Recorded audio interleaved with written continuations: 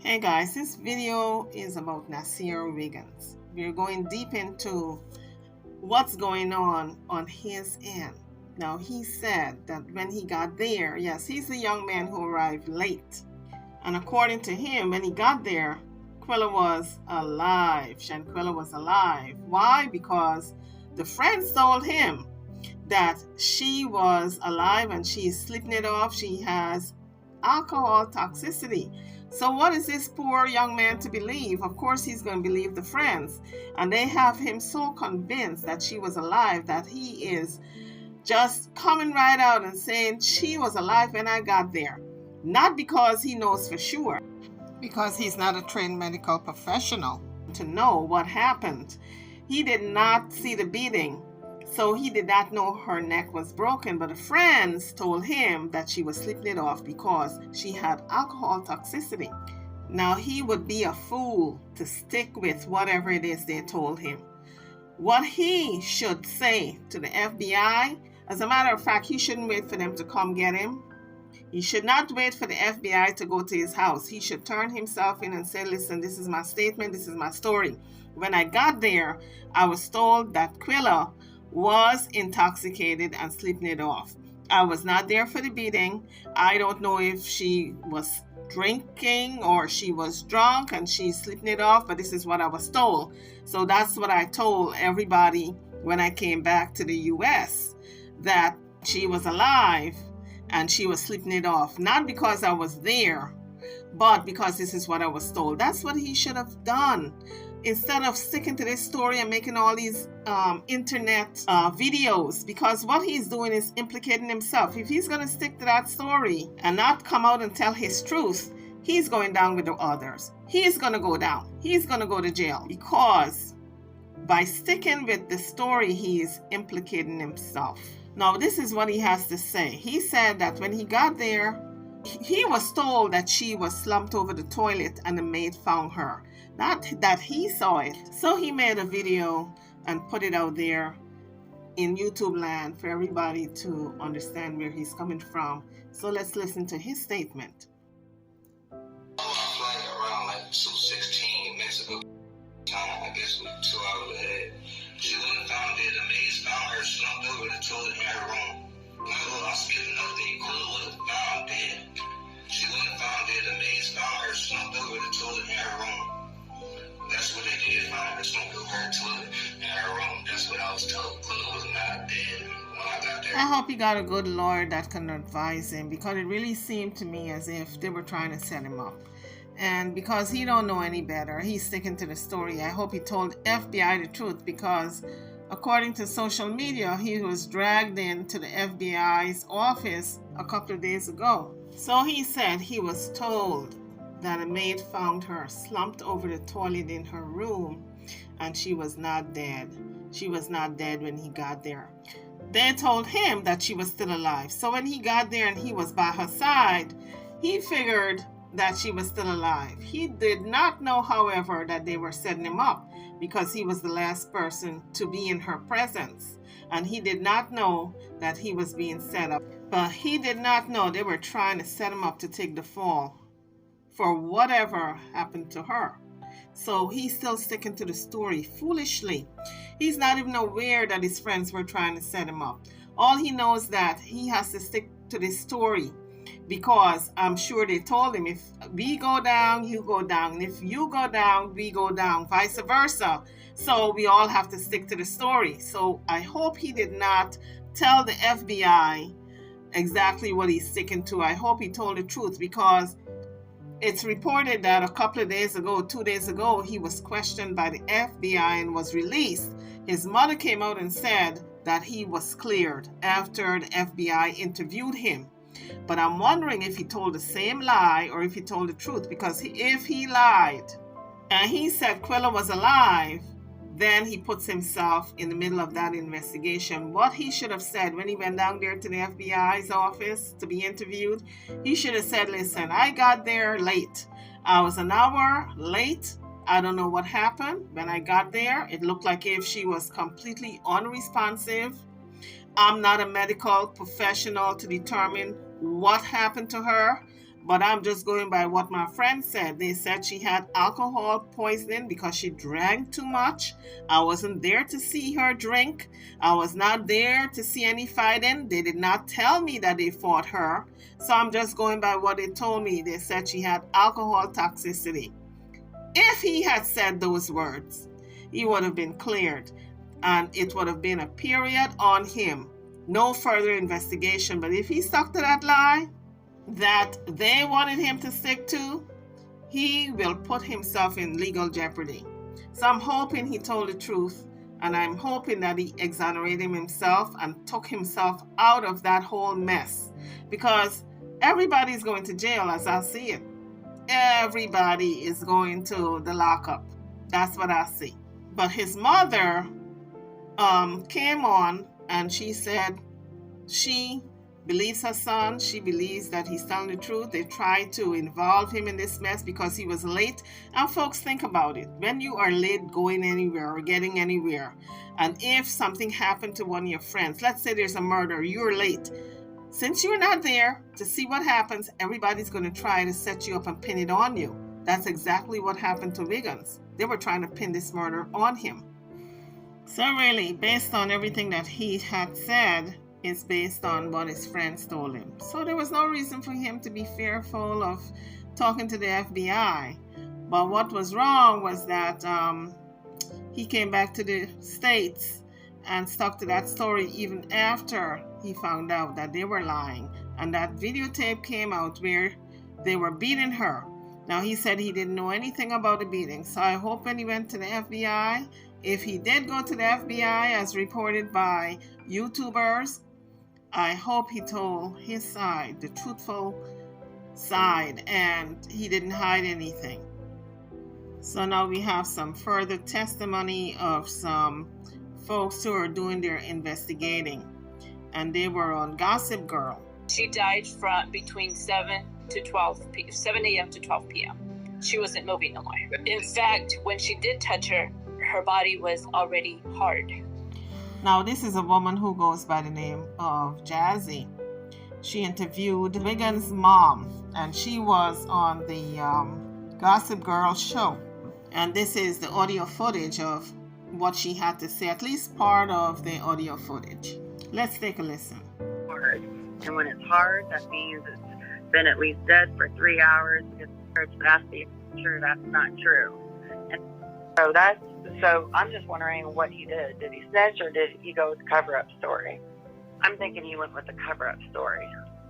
So because the FBI is not coming out and saying anything, everybody is kind of running with their own little story segments.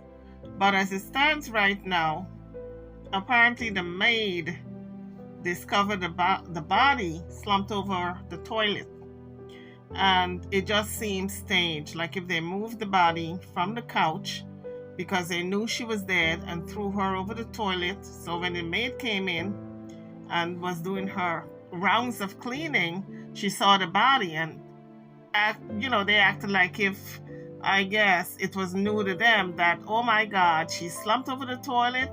Oh, she was drunk, and I wonder what happened. They were acting like if they didn't know exactly what happened.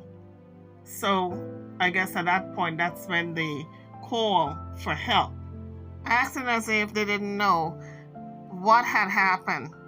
And by the time they called the doctor, she was beginning to get cold, and rigor mortis was beginning to set in. So when the doctor got there, the doctor must have realized that this woman was dead, and they probably told the doctor that they were going to give X amount of money for her to keep quiet. So by the time the cops got there, the doctor probably told the cops what was up, and they all decided, okay, let's take the money and keep quiet. But this young man, Nazeer, didn't know. Apparently, this is all alleged. He said he did not know about anything. So I'm presuming he didn't know also about they had cut a deal. This is all alleged also, but this is what is out there in social media, that these 5 people cut a deal. And so when he got there, Nazeer got there at 2:30, They had already cut that deal. This young woman was already dead hours before, like 2-3 hours before he got there. And so when he got there and they told him that she was alive, he believed it. And the reason why we know that the doctor was in on it is because the doctor was there before this young man got there. Nazeer got there. So there's no way this trained medical profession would not know that this woman was dead, because when you touch a person who have been dead after 2 hours, the body begins to cool. They begin to start getting cold and stiff, and you can see death in their face. There's no doubt. But if you've never seen a dead person, you would think the person was sleeping. But a trained professional like that doctor knew that she was dead, and she put on this sham. They all put on a show for this young man. The doctor even put it in her report that CPR was given for almost 3 hours. Almost 3 hours, and this young woman was dead almost 3 hours ago. So that was not adding up. The 15 minutes that the coroner said that she died, on that death certificate it said 15 minutes after the brutal beating, after her injuries, she passed away. And yet the doctor put it on her report that she died 2 hours to 3 hours after she was given the CPR. So you see, folks, the doctor was lying all along. She was in on that cover-up. She took a bribe, although I can't prove it. This is all alleged. But she took that bribe, and them 2 cops took the bribe. And they were able to, the Cabo 6 were able to come back to the U.S. like if nothing happened. And so when the doctor got there, the doctor, because she's trained, she knew that that young woman was dead. But I guess they worked out a deal with the doctor. And so by the time Wiggins got there at 2:30 p.m., Shanquella was on the couch, and she was moved from the couch, from the toilet to the couch. So when he got there and the doctor was there, they told him that she had alcohol toxicity. And so he was by her side, like he said, and he didn't know they had beaten her to death. So he swore up and down that she was alive because the doctor was acting like if she was alive, giving her CPR. All the friends told him that she was just drunk. So as far as he knew, she was alive, and he was holding her hand by her side. But I'm wondering, didn't he not notice that she was stiff and cold? Because by the time he got there, she had been dead already for about 3 hours.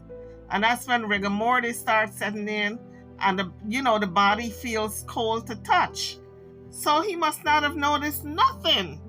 So here is Jazzy, who was on Gossip Girl's show, and she was being interviewed. Now she was beginning to explain about rigor mortis, that it sets in after 3 hours. The body starts getting cold and stiff. So let's listen to the audio. Hard. And when it's hard, that means it's been at least dead for 3 hours. That's the answer. That's not true. And so I'm just wondering what he did. Did he snitch, or did he go with the cover-up story? I'm thinking, I don't know. I'm thinking he went with the cover-up story. I hope he didn't go with the cover-up story, because that would be putting himself in legal jeopardy. He would be right smack in the middle of that investigation, and he will be going to jail along with the other ones. So I hope he told the truth and did not stick to that lie. So here is Jazzy again explaining that she sent Wiggins' mom the video, and the mom shot it down and said all that is lies that Jazzy put together, because her son have already been exonerated. He went into the FBI to be questioned 2 days ago, and they cleared him, and he apparently did not say anything about what Jazzy put together. He had his own story. So now Jazzy's thinking that he stuck to the lie. And again, let me remind you guys that all Jazzy was trying to do was tell the mom that he's in the clear. If he tells the truth, he will be in the clear, because they were trying to set him up. So that's what Jazzy was trying to tell the mom, that her son is innocent. All he got to do is tell the truth and he will be cleared. Yeah, because she says, because I sent her the video that I put together, and she's like, that's not true, that's not true. And the video I put together is proving that the maid found Shanquilla dead at noon. Her son arrived at the villa between 2 p.m. to 2:30 p.m., according to his flight. And I told the mom with the video, she was already dead when your son arrived. So his story does not match up. I said, you need to tell your son to come clear to the FBI, because she was dead when your son arrived, according to the maid's statement. That body was hard. And when it's hard, that means it's been at least dead for 3 hours, because it's in rigor mortis state. So that, and the death certificate says it all. I mean, the video that went viral, the attack video, was at sunrise. The death certificate said she died 15 minutes after her injuries, after her neck snapped. And that was during sunrise. That means the maid showed up at 12, like she does every day, except Sundays. I don't know. I'm thinking he went with the cover-up story. So YouTubers, what do you think? He went with a cover-up story, or he went with the real story that he got there and didn't know anything what went down? I'm thinking, since he was released, that he went with the real story. What do you think? Drop your comments. Let's continue to listen. So Jazzy is now talking about sending a video to Nazeer Wiggins' mom, encouraging her for her son to tell the real story and the true story, because as she sees it, the friends was trying to set him up. So here's Jazzy being interviewed by Gossip Girl. Once again, the audio of that interview. Yeah, because she says, because I sent her the video that I put together, and she's like, that's not true, that's not true. And the video I put together is proving that the maid found Shanquilla dead at noon. Her son arrived at the villa between 2 p.m. to 2:30 p.m., according to his flight. And I told the mom with the video, she was already dead when your son arrived. So his story does not match up. I said, you need to tell your son to come clear to the FBI, because she was dead when your son arrived, according to the maid's statement. That body was hard. And when it's hard, that means it's been at least dead for 3 hours, because it's in rigor mortis state. So that, and the death certificate says it all. I mean, the video that went viral, the attack video, was at sunrise. The death certificate said she died 15 minutes after her injuries, after her neck snapped. And that was during sunrise. That means the maid showed up at 12, like she does every day, except Sundays, because you can go back to the reviews at Bill and Linda, and she has 5-star reviews. She's an amazing maid. So, and then, so May, I think May, Lucy, the maid, is not part of the cover-up, because if she was part of the cover-up, her statement wouldn't say that the body was hard, you see, because with the maid's statement saying the body was hard at noon, that blows the whole cover that all these fake friends made, the police made, the doctor made, all that cover-up blows, the maid's statement blows it away, because she said one word, her body was hard at noon. That means that body was dead at noon. Nazeer showed up at between 2 to 2:30. They called that fake doctor. They probably called the concierge at Cabo Villas, and he's very helpful. You go back to the reviews, you can call the concierge, and 5 minutes. They're there. Any request, they say. We take any request. They call concierge, and then Nazeer shows up at between 2 to 2:30. They called a fake doctor to do the cover-up at 2:13. Now, they were waiting for Nazeer to show up so he could be part of it. And now the cover-up doctor comes. The cover-up, the police that covered us up, they all are in it. And then Maid Lucy, they probably told her, oh, go ahead and leave. Nothing to clean here because there's a dead body. So her state, that saying Shanquilla was hard at noon, blows that whole cover. That's why I think the maid is not part of it. Part of the cover. And I was trying to tell the mom, Nazeer's mom, look, I sent her this video proving that her son arrived when Shanquilla was already dead. And she goes, no, that's not true. That's not true. He cleared his name 2 days ago with FBI. So she's saying my proof, my evidence is a lie. So that tells me her son told FBI the cover-up story. So now, if Nazeer lied to the FBI, which I believe so, he has charges on U.S. soil because you can't lie to an FBI agent. Can you get up to like 8 years for that? And then that might even bring all the charges from Mexico.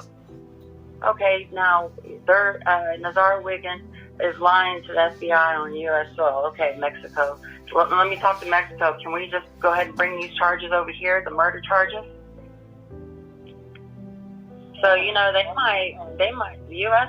FBI might be charging, Cabo 5 over here and then Cabo 1 over there.